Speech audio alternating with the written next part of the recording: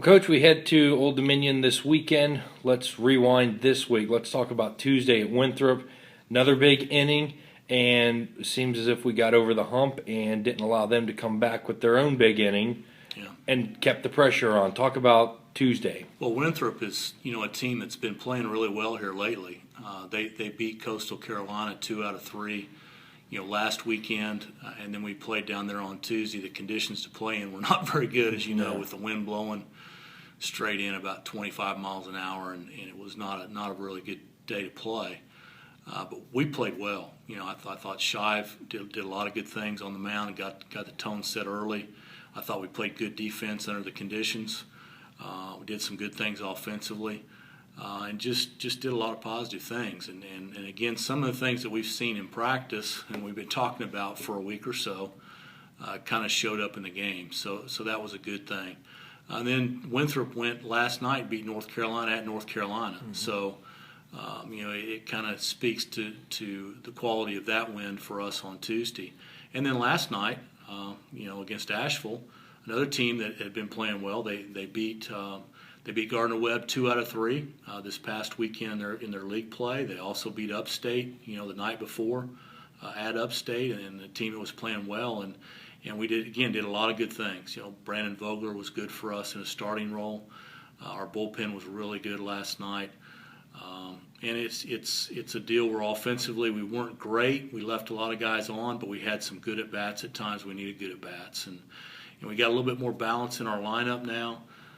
We spoke again last night about Corbin Shive's development, and he's testament to a guy that, even an older guy, that can continue to work and continue to make adjustments, and he's really made a lot of improvement here the last couple, 2 or 3 weeks from an offensive standpoint. And I told him during BP yesterday we're going to wear him out. So it's his last year of eligibility. Tremendous young man, going to have a bright future in the business world. And really wants to finish his senior year on a positive note and made a lot of adjustments. And the other part of that is, I think our young guys can learn from a guy like Corbin Shive that even if you struggle early in the season, if you keep working and keep making adjustments, you can get things turned around and go in the right direction. Well, in addition to Shive, talk about Vogler getting a start last night against Asheville. Freshman, just his 4th appearance, I think it was. He threw the ball really well. He did. His dad played here many years ago. I won't say how old he is, but his dad, so he's kind of second generation, and made a commitment early on that he wanted to play for us, and we're really excited that he decided to do that. He's got a good arm. But he's kind of still a baby pitching wise. He threw some in high school. He played shortstop a lot in high school, kind of trying to figure out whether he's a position player more so than a pitcher, and for us, and right now he's a little bit further ahead pitching-wise than he is from a position player standpoint. But we've let him do both. We're going to continue to let him do both, and I think that as he gets more comfortable on the mound, I think he's got a chance to develop a really good slider as time goes on. He's got a pretty good feel for what he's doing.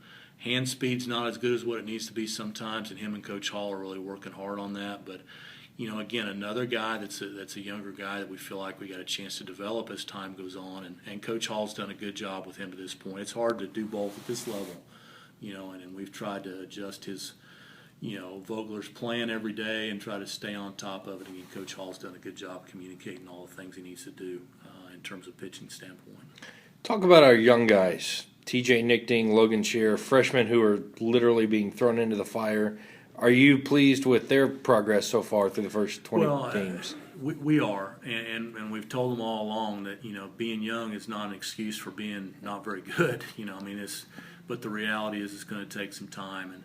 And again, I want to kind of backtrack a little bit with guys like even Corey Roberts has done well for us.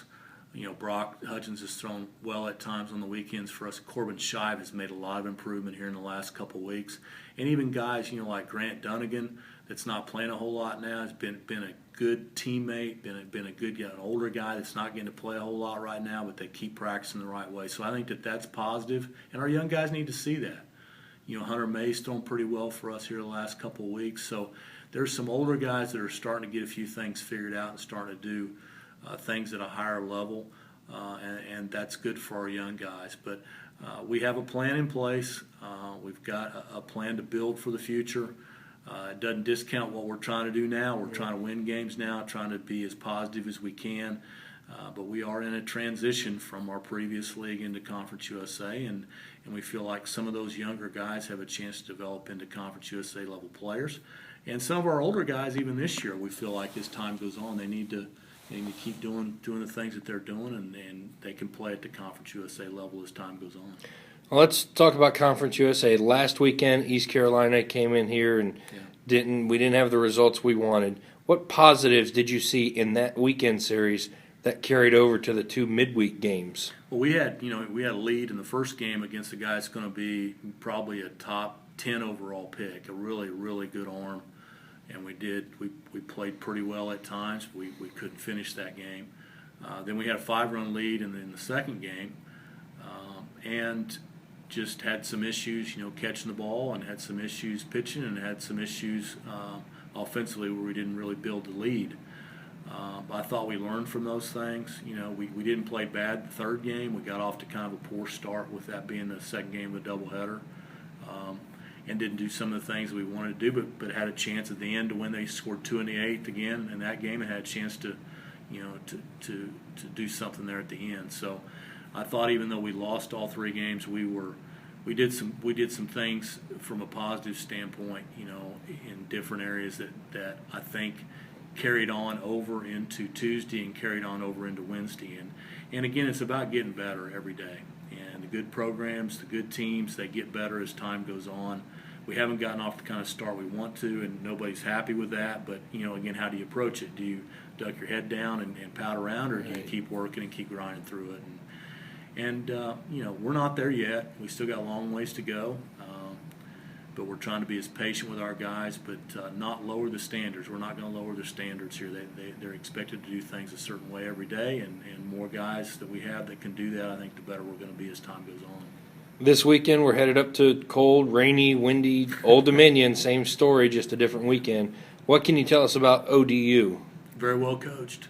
They're used to they're used to playing in conditions that aren't real good because the wind blows all the time up there and the weather's not going to be great. But a lot of respect for what they've done up there. They're kind of in the same mode we are. They're maybe a year or two ahead of us in terms of the building process. But Coach Finwood was hired in there a few years ago, and he's got experience as an SEC assistant. Then he was at Western Kentucky as the head coach before he came into Old Dominion. So they may be a little bit ahead of us. They got a few older guys, that have kind of been through the grind a little bit.